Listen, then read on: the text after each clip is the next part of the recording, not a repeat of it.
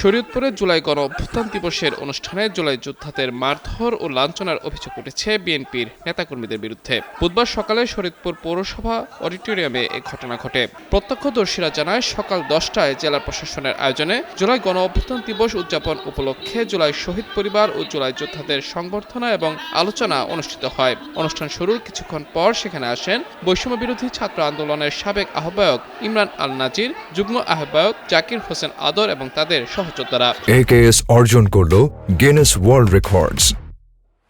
AKS এ সময় ইমরান ও জাকিরকে চড়থাপ্পড় ও কিল ঘুষি মেরে অনুষ্ঠান থেকে বের করে দেন বিএনপির নেতাকর্মীরা। ভুক্তভোগীদের অভিযোগ, আইনশৃঙ্খলা বাহিনীর উপস্থিতিতে এ হামলা চালানো হয়েছে। তবে বিএনপি নেতাদের দাবি, প্রধানমন্ত্রী তারেক রহমান ও তার পরিবারের বিরুদ্ধে সমালোচনা করায় প্রতিবাদ করা হয়েছে। অনুষ্ঠানে জেলা প্রশাসক তাহসিনা বেগম, অতিরিক্ত পুলিশ সুপার তানভীর হোসেন সহ সরকারি কর্মকর্তারা উপস্থিত ছিলেন।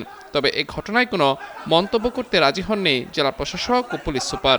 ইমরান নাজির ও তার সহযোগীরা এসে এই অনুষ্ঠানে আমাদের দলের প্রধান, বর্তমান গণপ্রজাতন্ত্রী বাংলাদেশ সরকারের প্রধান তারেক রহমান এবং তার মেয়ে আর তার ফ্যামিলি সহ বিশ্রী ভাষায়, অকথ্য ভাষায় সে কথা বলতেছে। তার প্রতিবাদে আমরা যারা বিএনপির কর্মী আছি, তারেক রহমানের অনুসারী আছি, জিয়াউর রহমান আদর্শে যারা লালিত, আমরা এটা সহ্য করতে পারিনি।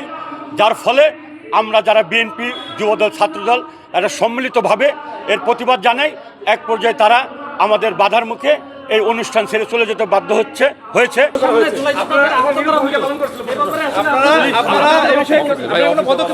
আটক করছেন কিনা?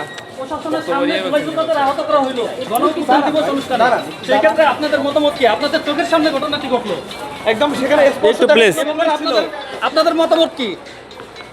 একটু জানতে চাচ্ছিলাম।